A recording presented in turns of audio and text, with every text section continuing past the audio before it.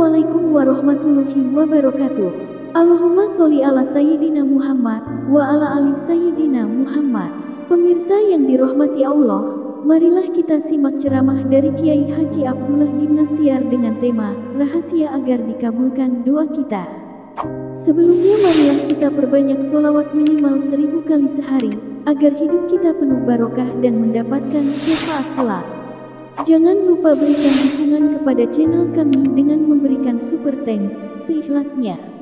Marilah kita doakan semoga Acim sekeluarga dan para penonton YouTube ini diberikan kesehatan dan diberikan kebahagiaan dunia dan akhirat. Amin ya robbal alamin. Bismillahirrahmanirrahim. Assalamualaikum warahmatullahi wabarakatuh. Innal hamdalillah nahmaduhu wa nasta'inuhu wa nastaghfiruh wa na'udzu billahi min shururi anfusina wa min sayyiati a'malina may yahdihillahu fala mudilla lahu wa may yudlil fala hadiyalah. Allahumma shalli ala sayyidina Muhammad wa ala alihi wa ashabihi ajma'in. Allahumma iftah lana hikmataka ya rabb wansur alaina rahmataka ya dzal jalali wal ikram. Allahumma a'inna ala zikrika wa syukrika wa husni ibadatik. Allahumma inna nas'aluka ridhaka wal jannah wa na'udzu bika min sakhatika wan nar. Rabbi zid rabbana atina min ladunka rahmah wa hayyi lana min amrina rasyada. Doa yang maha menata berkahi majelis ini. Catatkan siapapun yang hadir dan yang menyimak menjadi hamba yang kau hujamkan di hati ini yakin padamu, sehingga tidak pernah berharap dari siapapun selain hanya engkau. Tidak pernah takut kecuali takut jauh darimu, takut murkamu. Kabulkan ya Allah ya Arhamar Rahimin. Amin ya Rabbal Alamin. Alhamdulillah. Nomor 140. Bismillahirrahmanirrahim. Kajian Al-Hikam nomor 140. Ma talaba laka syai'un mithlul idtirari wala asra'a bil mawahibi ilaika mithlu dhillati wal iftiqari. Tiada sesuatu yang dapat menyegerakan tercapainya permintaan hajatmu seperti keadaan terpaksa, dan tiada sesuatu yang dapat menyegerakan tibanya pemberian karunia Allah seperti merasa rendah diri dan sangat fakir miskin. Ma talaba laka syai'un mithlul idtirar. Tiada sesuatu yang dapat menyegerakan tercapainya hajat, permintaan, kecuali dalam posisi yang sangat darurat terpaksa. Dan tiada sesuatu yang dapat menyegerakan tibanya pemberian Allah kecuali seperti merasa hina, rendah, dan sangat fakir. Jadi ada tiga nih keadaan. Di surat An-Naml, amma yajibul mudtar. Mudtar ini artinya sangat terpaksa. Idza da'a, ketika berdoa kepadanya. Idza da'ahu, siapakah yang dapat memperkenankan doa orang yang benar-benar terpaksa bila berdoa meminta kepadanya. Jadi diibaratkan seperti telur di ujung tanduk, sangat darurat. Nah, tidak ada lagi di hati ini selain hanya tinggal Allah. Jadi kalau meja ini sudah dihilangkan semuanya, lah dinafikan, dan yang ada hanyalah sesuatu di hati ini, Allah. Jadi ketika hati ini masih berharap ditolong si fulan, berharap diberi oleh si fulan, masih ada nih di hati ini selain Allah yang bisa dijadikan sandaran, dan benar jadi sandaran. Ada juga orang yang tahu ini bisa membantu, tapi hati tidak bersandar. Hati yakin bahwa yang menggerakkan siapapun adalah Allah. Seperti orang mau nolong kita kalau digerakkan oleh Allah. Orang akan membayar sesuatu ke kita kalau digerakkan oleh Allah. Nah, sepanjang hati ini masih menganggap ada yang bisa bergerak menolong kita tanpa digerakkan oleh Allah, nah ini masalah. Ini akan menghambat. Harusnya tidak ada yang bisa bergerak menolong kita kecuali Allah yang menggerakkan. Karena setiap makhluk itu ciptaan Allah milik Allah. Misal dalam rumah tangga begini, ingin disayang oleh suami, itu pastinya hati. Karena suami akan mudah kalau Allah membuat suami sayang. Nah biasanya tidak ada Allahnya yang menggerakkan, adalah dia berusaha supaya disayang suami. Harusnya dia berusaha supaya disayang Allah. Salah satu hadiahnya Allah menggerakkan suami, anak menyayangi dia. Kita sering berusaha keras agar orang menyukai kita, orang menolong kita, orang berbuat baik ke kita. Nah ini dalam ilmu tauhid ini kurang bersih. Harusnya kita berusaha agar kita disukai Allah. Nanti salah satu hadiahnya orang dibuat suka kepada kita. Ini beda hadirin. Bisnis misalkan ya, kita berbuat baik supaya orang beli. Kita berbuat baik supaya Allah suka ke kita dan Allah menggerakkan orang beli ke kita. Pasti beda. Kalau kita berbuat baik supaya orang beli, itu baiknya tidak asli. Giliran tidak ada takdir dia beli, kecewa. Dan berbuat baiknya juga cenderung kemasan, dibaik-baikin. Tidak baik asli, karena goalnya adalah bukan kita jadi orang baik, goalnya adalah dia beli. Jelas tidak hadirin, ini saya khawatir saya tidak bisa menjelaskan dengan baik nih. Nih, saya sekarang takdirnya jadi penceramah di sini. Ini ceramah ini baru bisa masuk ke hati dan pikiran saudara kalau Allah yang memasukkan. Maka saya harus berusaha bicara supaya Allah suka. Niat saya harus benar, yang saya sampaikan juga benar. Tidak boleh ada keinginan dikagumi. Oh ini ilmu ma'rifat, oh ini ilmu penting, apalagi ingin menunjukkan bahwa saya sudah begitu. Berarti perkataan ini semuanya palsu, ya. Dia berbicara tapi bukan untuk bikin orang jadi baik, tapi untuk memamerkan, saya paham ilmu ini, saya sudah menguasai ilmu ini. Dia tidak ada niat baik, dan itu mentah.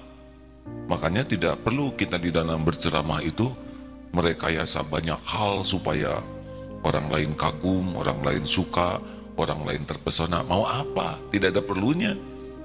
Tidak ada perlunya kita dikagumi orang. Keperluan kita tuh cuma satu.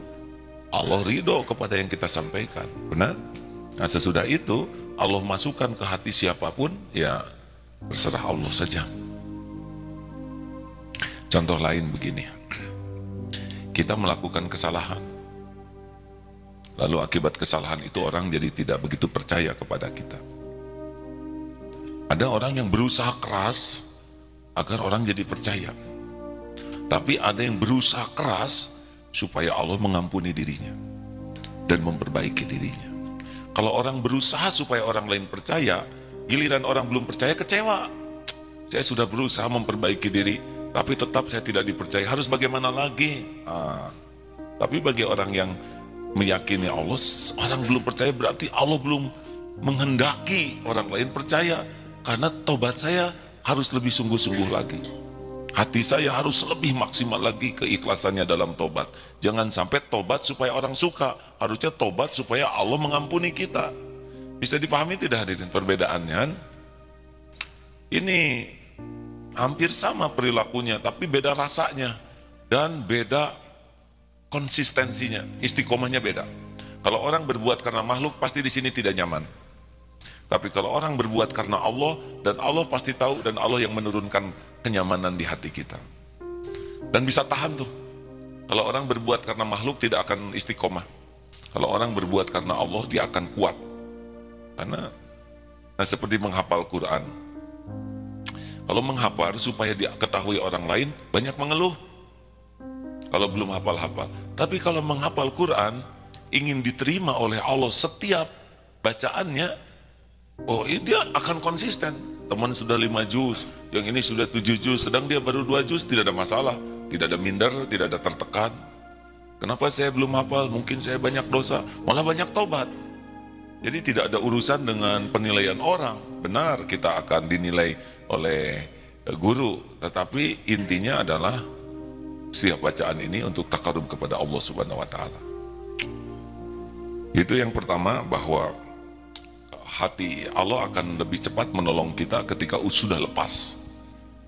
harapan dari makhluk, harapan dipuji, dihargai, dikagumi, dicintai. Harus, ini memang tidak mudah ya, tapi begitulah mujahadahnya, karena kita kan ada keinginan. Nah, yang kedua adalah pemberian Allah itu akan lebih mudah, seperti dalam surat apa ini? Walaqad nasarukumullahu bi Badr, dan sungguh kami telah Allah membantu kamu, memenangkan kamu di dalam perang Badar, wa antum adillah, sedangkan kamu dalam keadaan merasa tidak berdaya. Nah, jadi sepanjang kita merasa ini kayaknya gampang nih ya, saya udah pernah pengalaman, nah lihat ya, ini saya pernah pengalaman hal seperti ini ilmu saya memadai lah yang gini-gini, ini saya terlatih dalam situasi ini. Nah, itu paling bahaya tuh kalau di hadapan Allah, karena kita sudah merasa bisa mengatasi. Tidak ada yang hebat hadirin, siapapun yang hebat loncat selamat karena Allah menyelamatkan. Dia terjun dalam situasi sulit, parasut mengembang dalam keadaan 1000 karena dia jagoan. Tidak, karena Allah saja menolong. Dia berkuda begitu hebat dalam situasi yang sangat berat, dia terlatih. Tidak, Allah saja yang nolong. Kalau Allah mau jatuhkan, seterlatih apapun jatuh. Tidak ada yang hebat dalam genggaman Allah. Tidak ada yang jagoan. Kalau Allah mau selamat, kalau Allah tidak akan selamat. Itu saja. Loh, kalau gitu buat apa kita berlatih? Berlatih itu amal soleh bagi kita. Kalau yang jago-jago nggak hebat, nggak pada mati yang jagoan, ya mati juga. Ada yang otot kawat, balung besi, leher beton, urat kabel, muntaber. Gimana menangkis kuman? Serius ini? Ada dulu dan 4 dianggap jagoan, sedang memperbaiki mobil, dongkraknya ketimpa, selesai. Latihan siang malam tidak menolong menghadapi takdir Allah. Makanya kita harus bisa, harus terlatih, harus paham, tapi jangan pernah bersandar kepada kemampuan. Harus bersandarnya kepada Allah. Jadi jangan sampai menuhankan kemampuan kita, menuhankan ikhtiar, menuhankan pengalaman, menuhankan keahlian. Ahli ya bagus, tapi tetap saja yang nolong adalah Allah. Innamas shadaqatu lil fuqara. Sesungguhnya sedekah pemberian itu hanya untuk yang benar-benar fakir miskin. At-Taubah ayat 60. Innamas shadaqatu lil fuqara. Jadi makin kita merasa tidak punya, tadi kan satu dalam keadaan terpaksa, tidak ada lagi. Yang kedua tidak berdaya. Yang ketiga adalah tidak punya. Jadi udah aja belum tidak ada di jagat ini yang punya apa-apa selain hanya Allah. Kita tidak boleh mengakui ini rumah saya, harta saya, aset saya. Secara duniawi memang begitu, tetapi di hati tidak boleh. Karena sangat mudah bagi Allah menitipkan dan sangat mudah bagi Allah mengambil. Jadi sebetulnya tidak ada orang kaya yang asli, tidak ada. Yang ada hamba aja seperti kita-kita. Hanya dibagi-bagi beda-beda. Apakah karena pintar kemudian jadi kaya? Enggak juga, hadirin. Kalau yang pintar kaya, atau siapa yang pintar tuan? Orang pintar itu ya. Kan banyak orang pintar tuh ya. Makanya dia cari pasien yang IQ tinggi tidak jaminan. Hasil penelitian juga tidak jaminan. Wah, kita harus kerja keras. Kalau gitu tukang batu paling kaya ya. Dia kerja keras tuh, membongkar batu, mukul-mukul batu, ngangkut-ngangkut batu. Dan kita mah tidak perlu jadi orang kaya harta. Yang perlu itu jadi orang yang kaya hati itu perlu. Kalau harta itu judulnya secukupnya. Tidak perlu banyak, yang penting tiap perlu bukan ada, cukup Pak. Ada juga nggak cukup mah stres, ya kan? Uang ada, perlu 3 juta, yang ada 2.000. Sepatu ada, nomor 32, kaki bapak 43. Kan emosi pakainya. Cukup. Nah, Orang yang cukup itu yang kaya hati biasanya.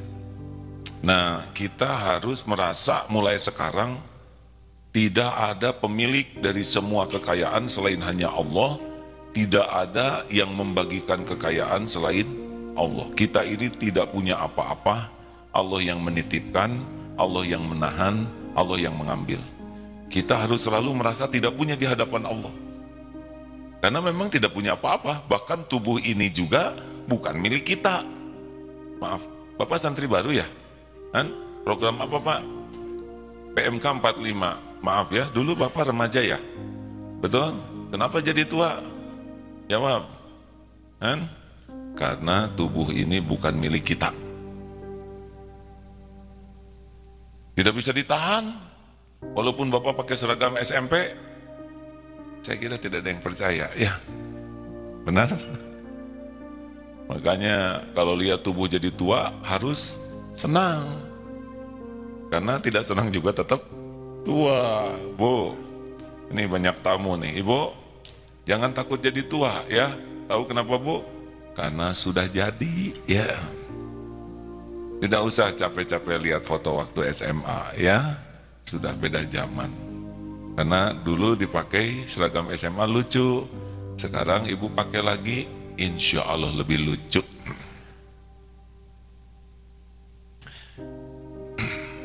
Lemah, tiada daya kecuali dengan pertolongan Allah. La haula wala quwata illa billah.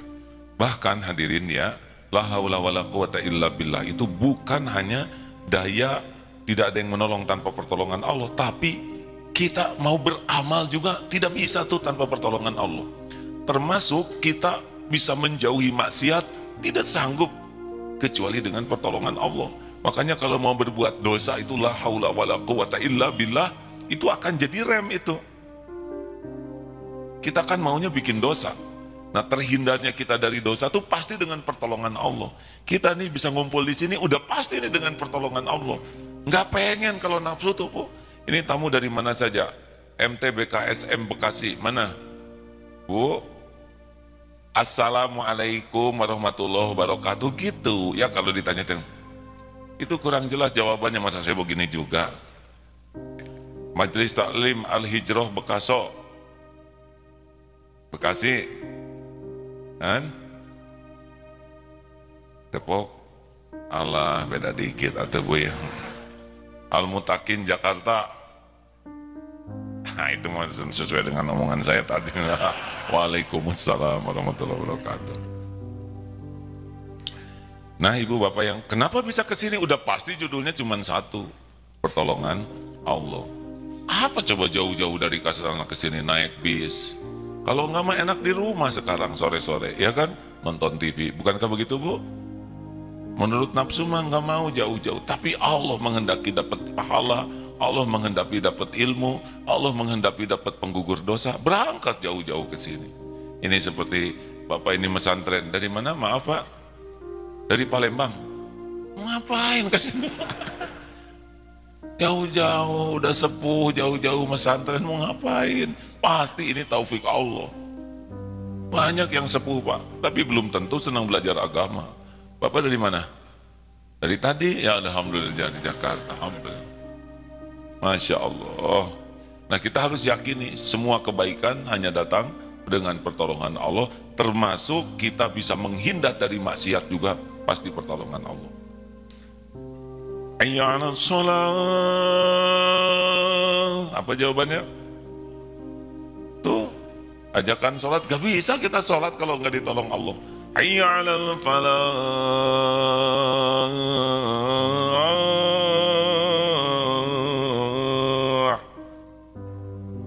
La haula wala quwata illa billah. Tidak bisa kita meraih kemenangan kecuali dengan pertolongan Allah. Menang lawan nafsu, menang lawan tipu daya setan. Harus yakin begitu hadirin. Makanya di dalam situasi sulit, la haula wala quwata illa billah ini paten sekali kalau dengan yakin. Dan Allah tahu siapa yang yakin, siapa yang kurang yakin. Makanya ini yang belum nikah, yang lagi dilanda asmaran, la haula wala quwata illa billah, la haula wala quwata illa billah. Tiba-tiba putus aja dia tuh. Nah itu pertolongan Allah karena dia sumber pengotor hati. Oh iya hadirin, jomblo itu karunia Allah. Kenapa ada yang reaksinya emosional gitu? Tidak usah ngacung. Jomblo itu ikhwan, kalau akhwat jomblowati. Yang berat itu adalah kalau diberi rasa cinta kepada seseorang dan rasa cinta ini tidak mendekatkan ke Allah, malah jadi dosa, harus minta dicabut. Batalnya atau dijauhkan kita dari seseorang yang bisa mengotori hati itu karunia. Jadi pasaran tinggi itu belum tentu kebaikan. Mungkin dibuat sepi oleh Allah, tidak ada pasarannya, walaupun sudah bawa bendera cinta terakhir. Mungkin Allah menginginkan kebersamaan dengan Allah lebih tidak terganggu. Ada yang diinginkan Allah begitu. Niat mah boleh, niat nikah harus, ikhtiar untuk punya pendamping harus, tapi terserah Allah yang ngatur hidup, benar?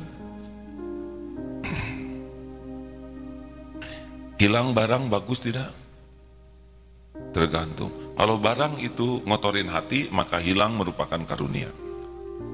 Tidak sedikit ada ibu-ibu punya gelang bagus dan tangannya jadi kurang normal gerakan.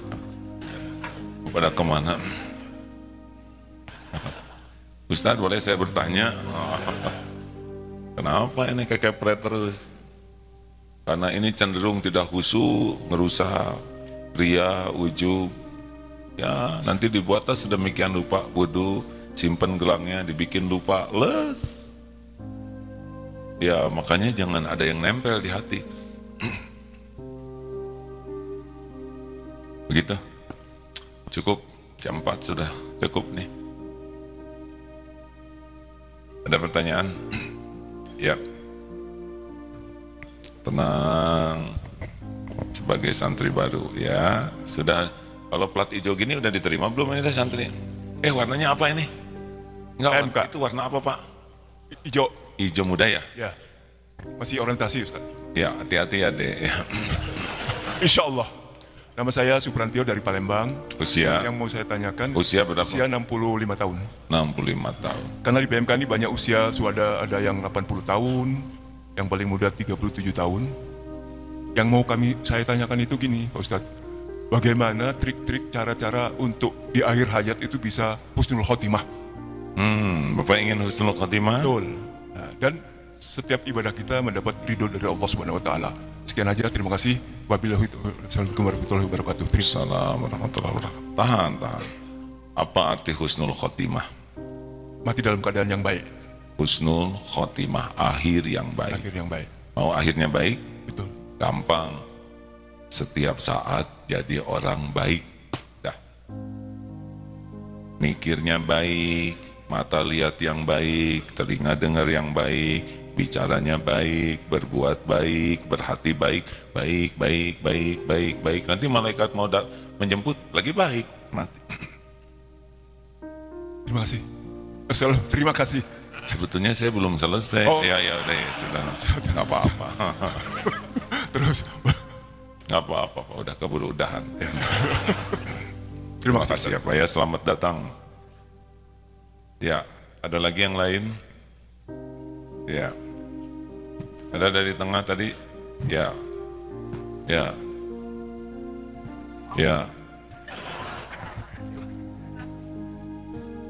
Sudah ini itu ya. Coba deh orang tua dulu ya. Bismillahirrahmanirrahim. Assalamualaikum warahmatullahi wabarakatuh. Waalaikumsalam. Mohon perkenalkan, saya dari Majelis Taklim Al-Muttaqin, Sunter Agung, Jakarta. Alhamdulillah. Alhamdulillah kami beserta rombongan di sini sebanyak 25 orang kurang lebih. Saya ingin bertanya, saya suka atau sering mendengar bahwa di akhirat nanti apabila kita masuk neraka lalu jangan pakai kita ya. Sebentar ya. Belum. Ya Bu, nggak usah ngajak saya kalau ke sana ya.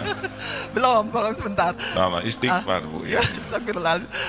Apabila ada sahabat kita yang masuk neraka lalu sebagian sahabat kita ada di surga.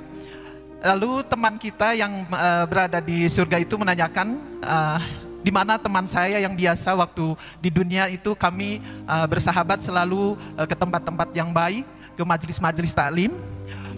Apakah benar seperti itu?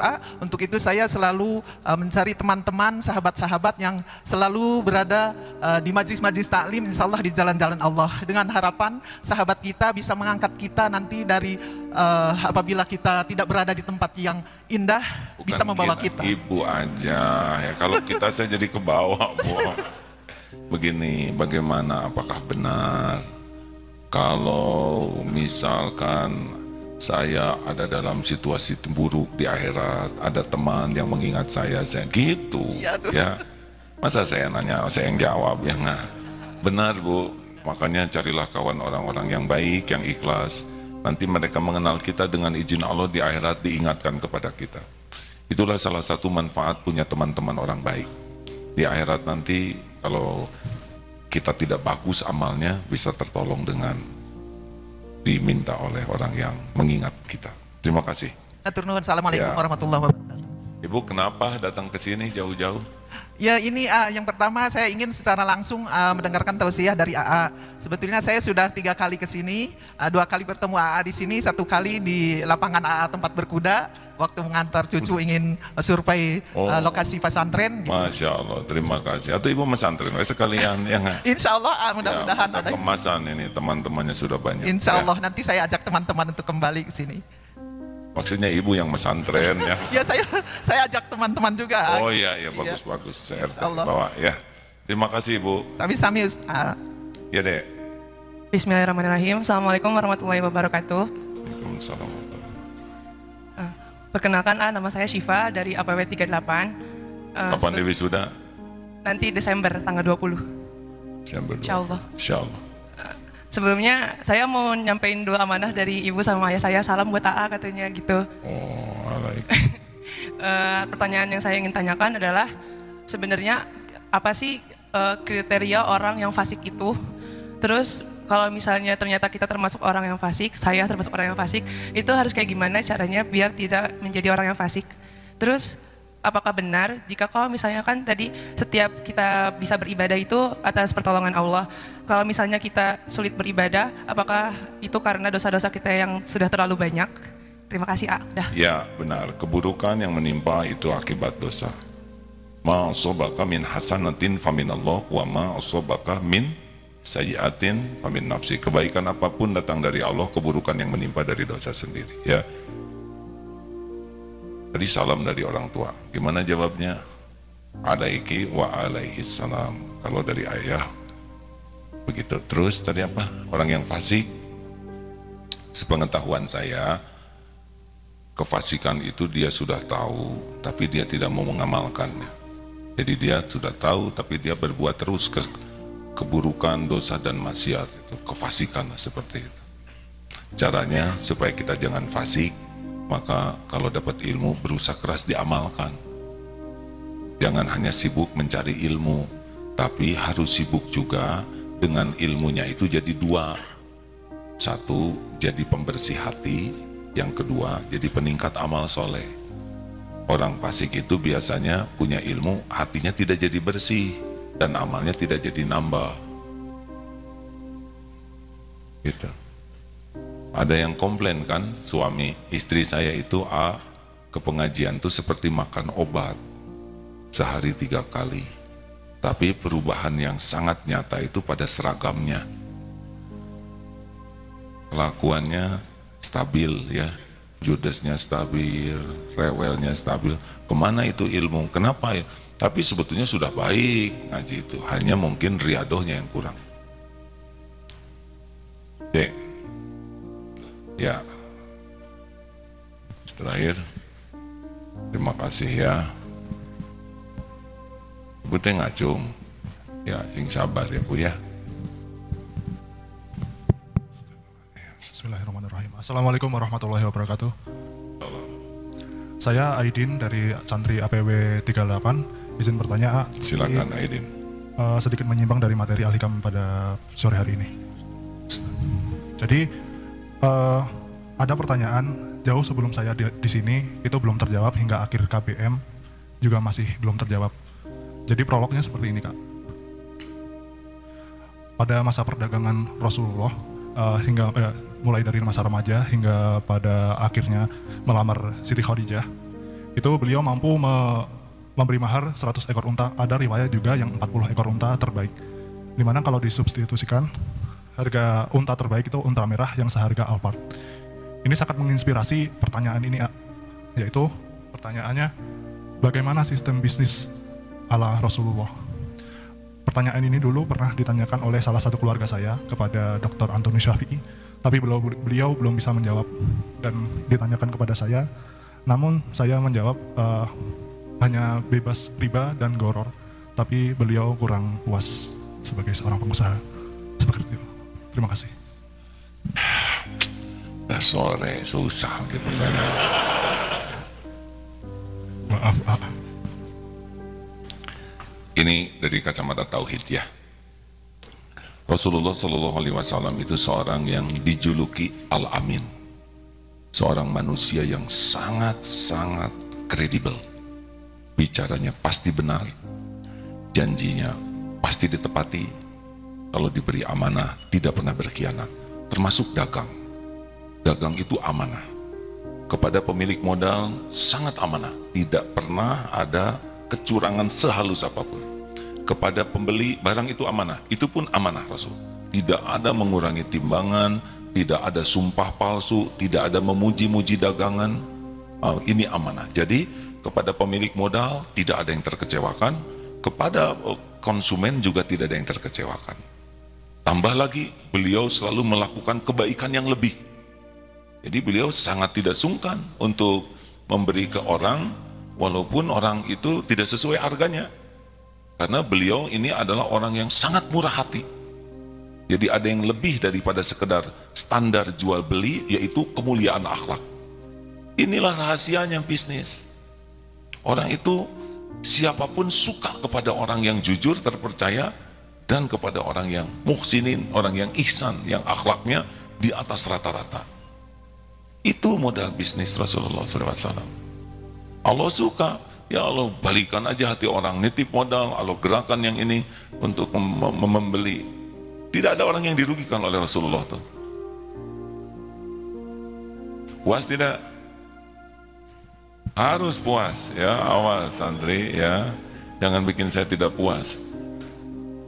Begitu deh ya, yang membuat transaksi terjadi itu adalah Allah yang membulak-balikan hati. Karena hati Rasul itu baik, jujur, bersih hatinya, dan selalu menginginkan kebaikan. Dan hati orang dibuat suka. Para pemodal suka. Rasulullah kan modalnya dari orang asalnya. Tapi karena suka. Gini ajalah. Ada pembantu, ini hanya sekedar ilustrasi ya, khodimat yang bantu-bantu. Dia tidak pernah rewel tuh, kecuali baik. Semua tugas dilakukan, tidak pernah nuntut apa-apa. Bahkan melakukan itu lebih baik dari yang diperintahkan. Aku yakin tuh majikannya tuh suka, benar? Gaji memang segini. Itu anak-anak Bi katanya sekarang tahun ajaran baru udah pada punya sepatu belum? Sudah ada Bu. Sepatu yang mana baru? Oh enggak, sepatu yang 2 tahun yang lalu. Mungkin udah kekecilan. Itu kemarin saya dari Singapura ada sepatu 3 pasang untuk anak-anak, mungkin nggak kepake, pakai aja, dapat, nggak usah ke Singapura, ya kan? Benar, suaminya PHK, ya begitulah Bu episodenya. Tempat bekerja suami saya sekarang tutup, mungkin Allah sedang memberikan nikmatnya sabar. Daripada nganggur gitu, udah ngojek aja, itu motor nggak kepake di garasi mau ngapain? Bilang bawa sama suami, pakai aja nggak apa-apa, motor. Jadi kalau orang baik tuh secara logika dunia saja mendapatkan lebih dari yang diekspektasikan oleh orang. Tapi kan rajin tahajud, saya kan sholatnya gini-gini aja pengen umroh, temenin saya ya, umroh. Kelas bisnis ya, gampang. Saya sering lihat di kelas bisnis di pesawat itu, pembantu khodimat, Allah yang menggerakkan. Jadi kalau orang baik itu tidak selalu sesuai dengan hitung-hitungan manusia. Inilah yakin yang dimiliki Rasulullah SAW. Karena hatinya baik, akhlaknya baik, ucapannya baik, tidak ada keserakahan, tidak ada kelicikan. Jadi orang-orang dibuat suka sekali berinteraksi dengan Rasulullah. Dan masalah bisnis itu kan sebetulnya masalah akhlak hadirin. Bisnis Islami itu macam-macam. Yang aslinya bisnis Islam itu seperti Rasulullah SAW. Ada orang Islam bisnis bukan bisnis Islami itu, Islam dagang. Ada bisnis pakai nama Islam, itu juga belum tentu Islami. Ada juga yang bisnis pakai tata cara Islam, tapi perilakunya, niatnya tidak Islami, itu tidak baik juga. Harus lahir batinnya sesuai dengan amalan yang disukai Allah. Terima kasih. Ya, tadi ini ada yang mana? Tadi yang duluan ngacung yang mana, Dek? Saya. Oh ya, sing sabar ya. Ini sama dengan ibu itu, ya. Bu, sing sabar. Saya udah mau udahan ya. Assalamualaikum warahmatullahi wabarakatuh. Waalaikumsalam. Santri Ragil izin bertanya, Ustadz. Ya, silakan. Saya asal NTB. Apa? Asal Sumbawa Besar, NTB. Sumbawa Besar, ITB, baik. Ya. Jadi NTB. sekitar tahun 2018 kemarin itu saya mendirikan startup namanya Rumah Hidayah. Nah, dalam beberapa bulan awal gitu, omset saya itu meningkat pesat gitu, Ustaz. Karena konsepnya kita memang sosial bisnis gitu, sama rekan-rekan kita niatkan untuk sosial bisnis. Namun ketika di bulan-bulan terakhir, terutama 7 bulan berjalan ini, saya merasa omsetnya menurun terus gitu. Dan saya mengingat nasihat dari Allah dalam Quran surah At-Tin ayat terakhir, Allah kan hakim sadil adilnya gitu. Saya mikir, ya saya diam aja gitu, mungkin ini sudah jalannya dari Allah. Nah, mungkin saya selalu berusaha memperbaiki hubungan saya dengan Allah, merekatkan kembali ikatan saya dengan Allah gitu, Ustaz. Mulai dari saya sering ikut kajian di Jamaah Tabligh hingga hijrah dan lain sebagainya. Dan sekarang terakhir di DT Peduli, harapan saya bisa jadi hijrah terakhir saya gitu di sini. Nah, mungkin mohon pencerahannya dari Ustadz bagaimana? Masalahnya apa sekarang? Terkait usaha saya, Ustadz. Kenapa bisa begitu? Apakah saya ini jauh dari Allah gitu, Ustadz? Padahal saya sudah berusaha gitu untuk merekatkan kembali hubungan saya dengan Allah. Memangnya usaha menurun itu jelek? Ada omset menurun, iman meningkat.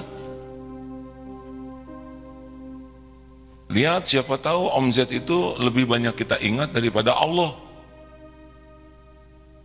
Jangan-jangan sholat lebih ingat omset daripada ingat Allah.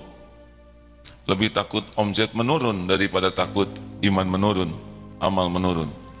Mungkin oleh Allah dikurangi itu supaya banyak dulu evaluasi diri. Ya, tidak semua orang siap loh dengan kenaikan penghasilan. Ada orang yang kemampuan imannya hanya 10 juta, tiba-tiba uang dibanyakin jadi 50 juta. Ini 40 ini bisa ngerusak ini. Bisa ngerusak ibadah, membeli banyak barang yang tidak diperlukan, menjadi jalan berbuat maksiat. Itu bahaya tuh. Sebetulnya keuntungan dalam bisnis itu adalah yang utama, ningkatkan yakin ke Allah, ningkatkan amal soleh, wa amilu solihat tawasobil haq, ningkatkan dakwah, tawasobil sabr, meningkatkan kualitas kesabaran dan menyabarkan. Ini untung. Kalau hanya omset mah tidak identik dengan keridhaan Allah.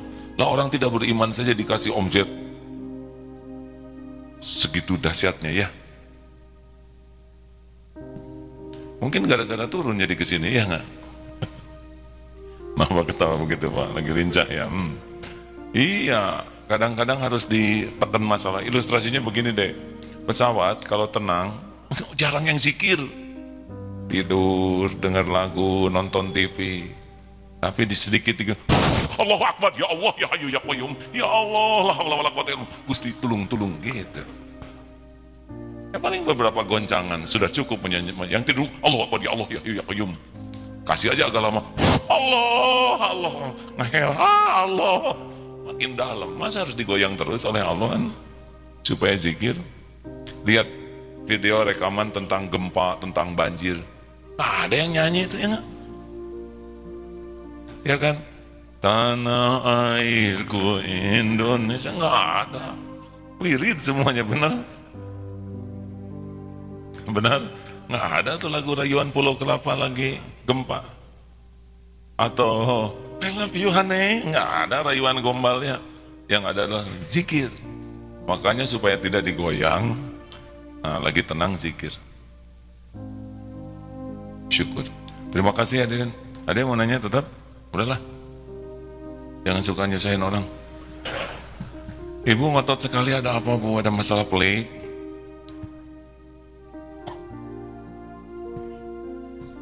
Ini bonus ya. Gak apa-apa ya dek. Ada yang ngacung aja udah jadi amal.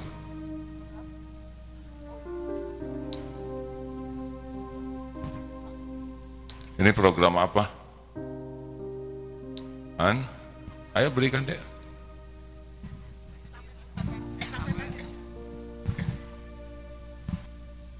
Nah kalau nunggu begini teh jangan nganggur nggak jelas ya. Mikir mengangai. Cek.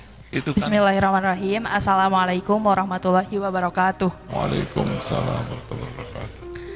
Saya dari santri SMK, izin bertanya. Bagaimana cara kami sebagai remaja dalam menjadi generasi perubahan yang dibekali dengan spiritual, tetapi spiritual yang kami miliki itu dapat disalurkan kepada orang-orang yang memang lingkungannya belum kondusif seperti pesantren kayak gini, terus kitanya juga tetap istiqomah. Makasih A. Assalamualaikum warahmatullahi wabarakatuh. Tunggu dulu, ini nanya apa? Bagaimana cara kami sebagai remaja untuk menjadi generasi perubahan tetapi dibekali dengan spiritual yang insya Allah kokoh, kuat, kayak gitu. Terus ke rasa spiritual ini juga dapat disebarkan kepada teman-teman yang lain, kayak gitu. Terus kitanya biar tetap istiqomah meskipun udah di luar lingkungan yang gak kondusif. Makasih A. 3M Neng.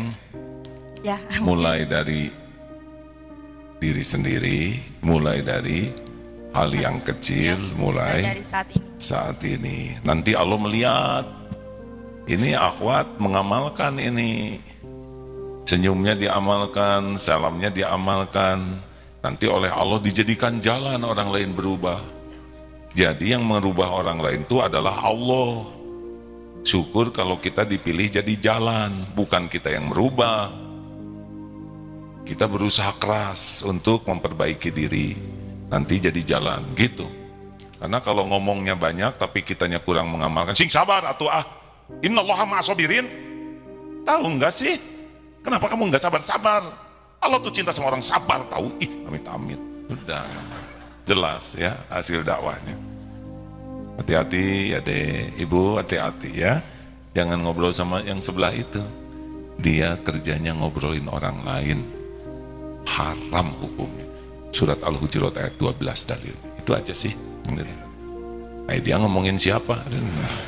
Begitulah kalau tidak mengamalkan, hanya jadi bahan tertawaan, bukan bahan anutan. Coba praktekkan deh. Kalau nanti ada sudah tidak di Darut Tauhid, cari lingkungan yang lebih baik dari Darut Tauhid. Karena orang itu akan mengikuti temannya. Bergaul dengan penjual minyak wangi akan ikut harum, bergaul pandai besi bau bakaran. Jangan salah milih teman. Sebaiknya cari teman yang imannya lebih kuat, akhlaknya lebih baik. Kita akan ke bawah baik. Kalau kita kumpul dominan dengan orang-orang yang belum baik, maka kita merasa udah baik. Orang yang sholatnya masih belang betong, kumpul dengan yang tidak pernah sholat, disebut ustadz, ya.